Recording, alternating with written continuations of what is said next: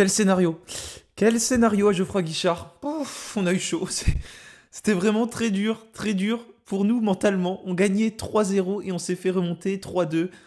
Oui, on n'était pas loin de voir cette équipe bastiaise revenir à 3-3, mais l'essentiel est assuré. Saint-Étienne remporte un succès à Geoffroy Guichard.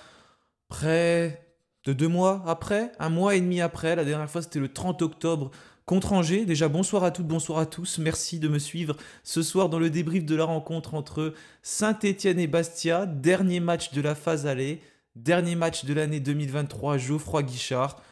Un match qui a été superbement abordé par les Verts.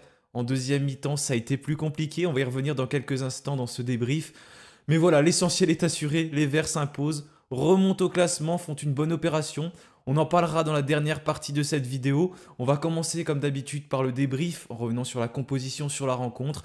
Après, je voudrais revenir sur le visage des Verts. J'avais préparé un petit truc à la mi-temps, j'ai marqué un nouveau visage pour les Verts. Je peux quand même faire cette partie parce que j'avais mis un petit point d'interrogation. Et on a un peu eu de mi-temps. Et puis après, voilà, on parlera des autres résultats, du classement. Et puis ce sera la fin de cette année 2023. Il y aura des autres vidéos sur la chaîne, bien évidemment. Mais plus de matchs de l'AS Saint-Étienne. Déjà, si vous n'êtes pas abonné avant de commencer le débrief, n'oubliez pas de le faire.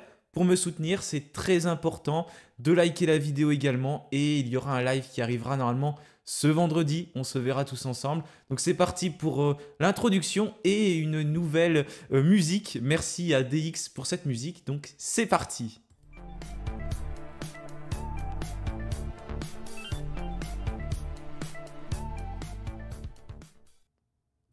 Oui, on s'est imposé à Geoffroy Guichard sur le score de 3 buts à 2 contre Bastia. C'était la dernière fois qu'on avait rencontré Bastia à Geoffroy Guichard, on s'était imposé sur le score de 5 buts à 0. C'était pas très longtemps après ce fameux, voilà, j'ai pas envie de rappeler le score contre Le Havre l'année dernière, on avait réussi à battre Bastia 5-0 avec notamment un quadruplé de Jean-Philippe Crasso. Là, il n'y avait pas Crasso dans cet effectif de l'AS Saint-Étienne, mais une composition qui n'avait pas forcément changé par rapport au match nul contre Bordeaux. D'ailleurs, Olivier Dalloglio est invaincu pour l'instant sur le banc de l'AS Saint-Étienne. Pas de changement, mais quand même un majeur, c'est Florian Tardieu titulaire dans l'entrejeu à la place de Thomas Monconduit. Donc, parce que Thomas Monconduit, il était titulaire contre Bordeaux, Florian Tardieu était suspendu, et ben il a été préféré à Thomas Monconduit donc sur cette rencontre Florian Tardieu. Et il a bien fait, hein, Olivier Dalloglio, parce que quel match de Florian Tardieu, impliqué sur les 2 buts stéphanois. Regardez cette composition, donc pas de changement en défense, avec Denis Sapia, Léo Petro, Dylan Batubinsika et Anthony Briançon, Gauthier Larsonneur au cage, Mouefek, Tardieu et Bouchouari au milieu. Et enfin, dans le secteur offensif, on retrouvait Dylan Chambaud avec Ibrahim Sissoko et Mathieu Cafaro. Le match, il a vraiment très bien commencé pour les Verts.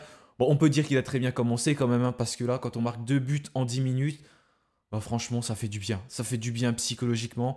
Et superbe entame de match de Saint-Étienne. Très belle entame. Formidablement récompensé. Le premier but, il intervient à la 5e minute de jeu. Florent Tardieu qui était bien pris jusque-là au marquage et qui fait une superbe passe à Mathieu Cafaro sur le côté. Bon, on va en parler quand même. Mathieu Cafaro, il est hors jeu sur le but. Il est hors jeu à ce moment-là. Voilà, il faut le dire quand il est hors jeu aussi. Il est hors jeu quand il touche le ballon. Ça aurait été contre nous, on aurait tous crié au scandale sur cette action. Mais l'arbitre ne le voit pas, l'arbitre de touche ne le voit pas également. Mathieu Cafaro poursuit cette action.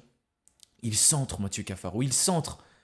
Et il trouve qui? Il trouve Dylan Chambaud. Il y avait également Ibrahim Sissoko dans la surface de réparation. Et une tête, Saint-Étienne a marqué de la tête, oui, de la tête, Dylan Chambaud qui catapulte cette tête au fond des filets. Et puis le gardien de Bastia, Placide, mais il peut rien faire. Et ça fait 1-0 pour les Verts au bout de 5 minutes de jeu. Donc forcément, ça, psychologiquement, ça fait du bien. Les Bastiais qui craquent, qui sont beaucoup moins en confiance. Et les Verts qui vont récupérer un nouveau ballon. Un très gros pressing initié par les Stéphanois sur cette première mi-temps. On en parlera tout à l'heure dans la deuxième partie de cette vidéo quand on va parler du nouveau visage. Mais un superbe pressing en première mi-temps qui a vraiment mis en difficulté les Bastiais, qui ont eu des grosses difficultés à ressortir les ballons, à gagner les duels et à gagner aussi les seconds ballons. C'était tout le temps Saint-Étienne qui était dessus. Notamment, je crois que c'est encore Florian Tardieu qui récupère ce ballon. Il va servir Ibrahim Sissoko. Il me semble qu'il sert direct Sissoko. Je ne suis pas sûr, mais je crois. Sissoko qui enchaîne, lourde frappe de Sissoko. Placide repousse. Mais il y a un renard des surfaces, c'est Dylan Chambaud. Dylan Chambaud qui est métamorphosé sur ces 10 premières minutes et qui, du plat du pied, cette fois, du pied gauche, va inscrire le deuxième but de Saint-Étienne et son deuxième but personnel. On est à la 9e minute de jeu et Saint-Étienne gagne 2-0. Là, forcément, ça fait du bien dans les têtes. Psychologiquement, t'es mieux. Et la première mi-temps, elle est complète. Elle est parfaite de la part des Verts qui vont la dominer, qui ne vont jamais souffrir quasiment, qui vont même se procurer plusieurs autres occasions. J'ai vu des Verts qui étaient vraiment dedans, qui avaient de l'envie, qui étaient motivés. Un Ibrahim Sissoko qui était super bon dos au jeu. Il n'a pas marqué Ibrahim Sissoko, il n'a pas eu énormément d'occasions, mais en première mi-temps, Ibrahim Sissoko, il était très très intéressant dos au jeu, dans son jeu de pivot, pour retrouver ses partenaires. Il a essayé de se retourner, à un moment il a frappé, il a pas vu Moefek à côté de lui. Il aurait voulu marquer pour reprendre confiance, parce que ça fait un petit moment qu'il n'a pas réussi à mettre un but Sissoko. Mais voilà, j'ai senti une équipe stéphanoise ultra concernée, un Aymen Moefek au milieu de terrain vraiment époustouflant, qui a dominé ses adversaires. Franchement, c'était très très difficile pour les Bastiais de contenir Aymen Moefek. Il leur a tout fait. Athlétiquement, il était au-dessus. Il a remonté des ballons. Ils étaient plus concentrés sur Florian Tardieu. Il y avait un marquage individuel sur Tardieu, un marquage individuel sur Benjamin Bouchouari, mais il n'y était pas sur Aymen Moefek, qui a été vraiment vraiment grandiose durant cette première mi-temps.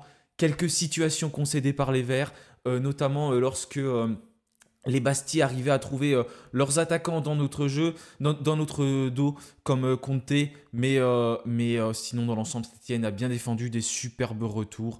À un moment, c'est Anthony Briançon qui tacle très bien, je crois, devant Conté ou devant Alfarella, je ne me souviens plus de qui c'était, mais un superbe retour d'Anthony Briançon, une vraie solidarité des Verts, comme on l'avait vu notamment contre Bordeaux lorsque Dylan Chambaud était revenu. Là, j'ai vu une très belle solidarité des Verts qui nous a tout simplement aidé pour tenir ce score en première mi-temps. Et voilà, c'était une première mi-temps parfaite. Peut-être même plus parfaite que contre Angers. Ça, je ne sais pas trop. À vous de juger également. Contre Angers, elle était très belle. Peut-être qu'elle peut être au-dessus, celle contre Angers. Je ne sais pas, parce qu'il y avait une autre opposition en face. Mais en tout cas, on s'en fiche.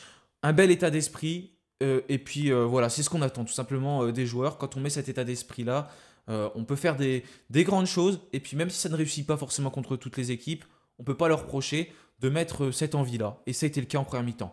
En deuxième mi-temps, ça a été un petit peu plus compliqué, c'est vrai, mais néanmoins, Saint-Étienne a été dans son match. A été dans son match pendant 20 minutes, jusqu'à ce que l'on prenne ce penalty qui est intervenu à la 71e minute. C'est ça, un peu plus de 20 minutes du coup.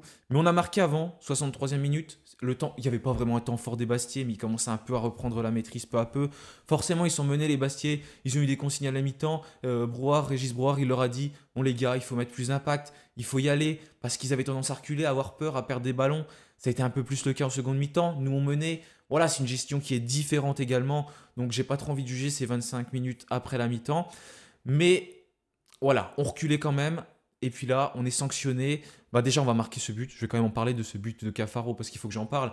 2 buts de Chambaud, plus une passe décisive. Homme du match. Voilà, là, j'ai clairement rien à dire là-dessus. Et puis, c'est Chambaud qui sert qui? Mathieu Cafaro. Contrôle magnifique de Cafaro. Il n'est pas facile à faire son contrôle comme ça, là, en s'élançant dans la surface de réparation adverse. Il contrôle très bien. Et puis Placide, il est trompé. Mauvaise sortie de Placide également. Cafaro qui fait preuve de lucidité, qui inscrit un but pour les Verts. Donc là, c'est très bien. Saint-Étienne mène 3-0. Pense avoir fait le plus dur, parce que quand tu mènes 3-0, notamment à Geoffroy Guichard, voilà, tu es censé avoir fait le plus dur. Mais bon, c'est compliqué ces derniers matchs à Saint-Étienne. On restait sur 4 défaites consécutives. Et puis, il y a cette situation litigieuse dans la surface de réparation. Mickaël Nadé qui est rentré 5 minutes avant et qui concède un penalty. Penalty très, très, très sévère, concédé pour les Verts. On va dire que ça compense un peu ce hors-jeu de Cafaro, qui, je rappelle, était hors-jeu sur le but de Saint-Étienne. Il y a ce penalty. Et puis voilà, Alfarella qui le transforme. L'Arseneur ne peut rien faire. Il part du bon côté, mais il est dans la lucarne. Il ne peut rien faire du tout, l'Arseneur, sur cette action. 3-1. Et puis là, j'ai vu des sorties. Je vois Cafaro qui sort. Je vois Aymen Moefek qui sort. Je comprends pas trop là les choix d'Olivier Dalloglio. Parce que les deux joueurs, ils faisaient un match formidable. Ils étaient vraiment dedans. Ils étaient très, très intéressants, très disponibles, très, très percutants. Cafaro à gauche, là d'ailleurs, c'est peut-être une bonne solution d'avoir fait ça, de l'avoir mis à gauche et d'avoir permuté avec Chambaud. Parce que là, il trouve des repères. Ça l'a un peu perturbé peut-être et du coup, il fait autre chose. Et c'est pas plus mal. Et là, il y a ce changement. Et Saint-Etienne subit et concède de plus en plus d'occasions. Il y a des grosses frappes, l'Arsenal intervient, il y a de plus en plus d'espace. On commence à perdre des duels. Au milieu de terrain, on commence à se faire manger également. Ça commence à être difficile pour Saint-Etienne. Et puis on va encaisser ce deuxième but. Ce deuxième but, il arrive pas si longtemps que ça. Après, 5 minutes après, c'est Cheick Keita qui va inscrire le but du 3-2. On a un Bastier qui est hors du terrain, qui s'est écroulé, quoi, qui a mal, légitimement, bien évidemment. Hein. Je dis pas le contraire, Christophe Vincent. Et il y a un centre des Bastiers, une grosse passivité dans la défense de Saint-Etienne. Et puis là, les Bastiers qui marquent 3-2. Là, ça fait peur parce que Bastia reprend peu à peu confiance. Heureusement qu'on avait marqué un but avant. D'ailleurs, il y a eu la glissade de l'arbitre juste avant le but de Cafaro. Et puis, on commence à douter un petit peu. Ça commence à être plus difficile. Les Bastiais qui prennent confiance, qui tentent le tout pour le tout et qui ont encore une grosse occasion.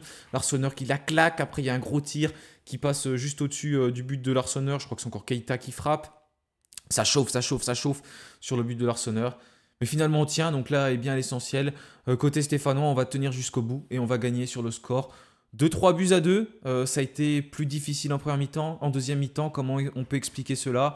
Je pense déjà qu'il y a eu une baisse d'intensité. On a l'habitude de baisser en intensité malheureusement au fil des matchs. Et puis après, j'explique également par les changements qui ont été effectués. Florent Tardieu, Aymen Mouefek qui sort. Et puis Mathieu Cafaro également qui sort. Ça a été un peu plus compliqué ensuite pour Saint-Etienne.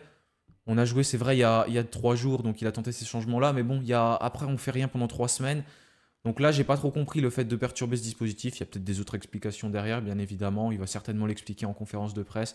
Mais bon, on gagne, donc c'est l'essentiel. Rien à dire, c'est qu'il a fait les choses qu'il fallait avant. Et puis voilà, prendre les 3 points, c'est tout ce que je souhaitais. Ça a été le cas.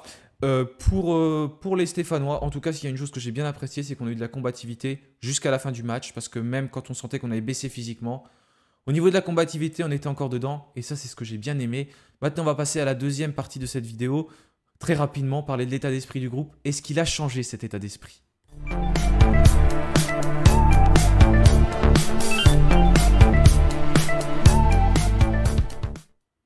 Un nouveau visage, clairement, que l'on a pu observer en première mi-temps, surtout en première mi-temps. Un pressing très haut et un pressing pas d'un seul joueur. Il n'y avait pas par exemple que Sissoko qui pressait. Non, il y avait Sissoko, il y avait Bouchouari, il y avait Mouefek, il y avait Tardieu, Cafaro, Chambaud. Bref, et pas un pressing solitaire, vraiment tout le monde qui allait en même temps. Ça a mis les Bastiais en difficulté dans la relance. Ils ont relancé un peu n'importe comment, perdu des ballons. Ça nous a aidé d'ailleurs pour les buts. Voilà, ce visage, il était vraiment parfait côté stéphanois. Un état d'esprit qu'on aime voir, un vrai pressing, une vraie intensité de mise, une vraie envie, un vrai impact dans les duels. Et puis forcément, quand tout le monde y va comme ça emballe le public, ça emballe les autres joueurs, ça met en confiance tout le monde. Et puis ça aide, ça permet tout simplement de mieux construire ses actions, d'aller de l'avant, et puis de mettre en difficulté le bloc adverse. Voilà, c'est tout ce que j'attends de cette équipe. Qu'elle se donne à fond, qu'elle se donne cœurs et âme. On perd les matchs, oui, ça peut arriver de perdre les matchs. Mais moi, je reprocherai jamais à une équipe de se donner à fond. Et là, c'est ce que j'ai vu. J'ai vu des Stéphanois qui étaient solidaires, qui avaient un vrai état d'esprit. Et pourquoi on ne fait pas ça tous les matchs? Pourquoi? Là, c'était le cas, et c'est ce qu'il faut continuer à faire. On le fait par séquence sur les matchs. Là, avec Dalloglio, ça semble aller mieux pour l'instant. Il y a une confiance qui se retrouve. Après, il y a eu ce changement de coach. Ça peut aussi créer cet état d'esprit. Ça peut être éphémère aussi, mais en tout cas, j'espère pas. Non, il va pas falloir que ce soit éphémère. Parce que l'objectif, c'est bien de celui de monter. Et pour monter, il faut se donner. Il faut que tout le monde soit solidaire. Et ça permet même aux joueurs qui sont moins bien habituellement d'être mieux. J'ai bien aimé Léo Petro, notamment sur le côté. Il n'a pas tout bien fait, notamment ses centres. Il n'était pas très bon à Léo Petro. Mais il n'a pas hésité à dédoubler, à prendre ce couloir. Il y avait une grande envie, une grande motivation. Des fois, Cafaro était plus en arrière et Petro faisait la course pour prendre le ballon. Et voilà, c'est cette volonté. Et ensuite, la technique, tout ça, ça arrivera après. Mais déjà, mettre cette envie-là. Pareil sur le côté droit, j'en ai pas parlé. Mais Denis Sapia, c'était très très bien ce qu'il a fait. C'est monté.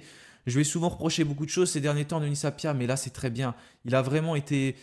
Il a été parfait en première mi-temps. Voilà, pas parfait parce que bien sûr il y a des lacunes comme chez tout le monde, mais il a été parfait dans l'état d'esprit, dans l'envie de faire bien les choses et c'est tout ce que j'ai apprécié. On a gagné des duels au milieu de terrain, on a gagné des deuxièmes ballons, on a bien quadrillé ce terrain, on a bien relancé et surtout, et ça c'est aussi quelque chose de très important, on a joué en une touche de balle parce que jouer en une touche de balle, Ça permet tout simplement de mettre en difficulté l'adversaire, d'être moins prévisible. Ils ont moins le temps de se mettre en place. Quand tu joues rapidement, il n'y a pas eu 10 000 touches de balle de Benjamin Bouchouari. On le voit moins, Benjamin Bouchouari. On l'a vu, mais moins. Pourquoi? Parce qu'il touche moins le ballon. Et quand il joue vite, il est encore plus intéressant. Et ça a été le cas pour tous nos joueurs. Ils ont joué très rapidement, assez vite, en une touche de balle. Et tu construis plus tes occasions. Tu vas plus vite, tu mets en doute un bloc adverse. Oui, il y avait un bloc qui était plus faible, qui n'était pas dedans, notamment en première mi-temps. Mais on en a profité. Et ça, c'est ce qu'il faut faire parce qu'on n'a pas toujours fait. Donc, chapeau au vert pour l'état d'esprit et même pour l'état d'esprit affiché en deuxième mi-temps. Parce que oui, ça a été plus compliqué en fin de match sur les 25 dernières minutes. Mais au moins, il y avait toujours cet état d'esprit de vouloir être conquérant. Il y avait des pertes de balles qu'il faut éviter, bien évidemment. Des choses techniques à changer, des erreurs. Mais au moins, il y a ce nouveau visage au niveau d'état d'esprit qui va devoir se confirmer prochainement. C'est tout ce qu'on attend, en tout cas du côté de Saint-Etienne. Voilà, moi j'ai terminé pour le débrief. On va revenir, je vais les découvrir en même temps que vous parce que j'ai juste fait les captures d'écran. Les résultats de cette 19e journée de Ligue 2. Entre Ajaccio et Valenciennes, une victoire d'Ajaccio. Amiens-Caen 0-0, Angers qui confirme et qui gagne contre Guingamp. Annecy-Rodez 2-1 pour Rodez. Dunkerque-Bordeaux, Bordeaux qui se ressaisit. Je pense qu'ils sortent de la zone rouge, peut-être les Bordelais. En gagnant 2-0 à Dunkerque. Vu le visage qu'ils avaient montré contre Saint-Etienne, ça ne m'étonne pas. QRM contre Paris 2-2. Pau 3-1-1, ça c'est bien pour nous. 3-2 donc pour Saint-Etienne, c'est là où il y a le plus de buts. Laval-Auxerre, Auxerre qui gagne 3-1 donc contre Laval. Et puis également on a Concarneau contre Grenoble, 3-0 pour Grenoble. Ce qui fait donc que Angers est champion d'automne devant la Auxerre, devant Grenoble et Laval qui est éjecté de ce top 3 qui est désormais 4e. Regardez le classement de Saint-Etienne notamment. Nous, on est remonté on était déjà dans le top 10, on était 10e, mais on est remonté à la 6e place. Voilà, on n'est pas loin de cette place de barragiste à 3 points. Je disais que ce classement était serré, aussi bien au niveau de la relégation qu'au niveau de la montée. On a plongé du bon côté en s'imposant, donc ça c'est très bien pour les Verts, qui gagnent donc sur le score de 3-2 et qui remontent à la 6e place avec 28 points. 3 points de retard donc sur Pau. Et le prochain adversaire, il n'est pas loin devant, c'est Laval, à Geoffroy-Guichard, le 13 janvier prochain. L'occasion de revenir à 3 points. D'ici là, il y aura certainement un mercato. Ça, on va en parler durant les prochaines vidéos. Je vous rappelle qu'il y aura un live ce vendredi à 21h. Donc, n'hésitez pas à venir. On parlera donc de ce match contre Bastia, ce qui a changé. On fera un débrief tous ensemble. On évoquera ensuite les premiers matchs d'Olivier Dalloglio. Et on se projettera sur le mercato de l'AS Saint-Etienne. En tout cas, moi, je vous remercie tous pour votre fidélité depuis toutes ces années. Maintenant, ça fait quasiment 3 ans que je fais des vidéos. Je vous souhaite à tous de bonnes fêtes si vous ne me revoyez pas d'ici là, si vous ne regardez pas les vidéos qui arrivent. Bonnes fêtes de fin d'année. Voilà, passez tous une bonne fin de semaine. En tout cas, ça va faire plaisir de quitter les Verts pendant 3 semaines avec une victoire. Même s'il y a eu, du moins bien en deuxième mi-temps avec Bastia qui est revenu à 3-2. Mais cette équipe, elle est encore malade. Hein, il ne faut pas l'oublier. Ça ne va pas tout gommer, bien évidemment. Et voilà, ça prouve qu'il faut encore travailler. Et ce n'est pas plus mal parce qu'au moins, on sait qu'il y a encore des choses à régler. Et ils vont pouvoir étudier notamment les buts qu'on a pris. Même s'il y a un penalty qui est assez litigieux. Et il y a ce but après. Là, par contre, on a perdu un gros duel défensif. Mais sinon, dans l'ensemble, une prestation très bonne de Saint-Etienne, notamment en première mi-temps. Voilà, merci à tous. Bonne soirée, bonne semaine. Et bien sûr, allez les Verts. Salut à tous.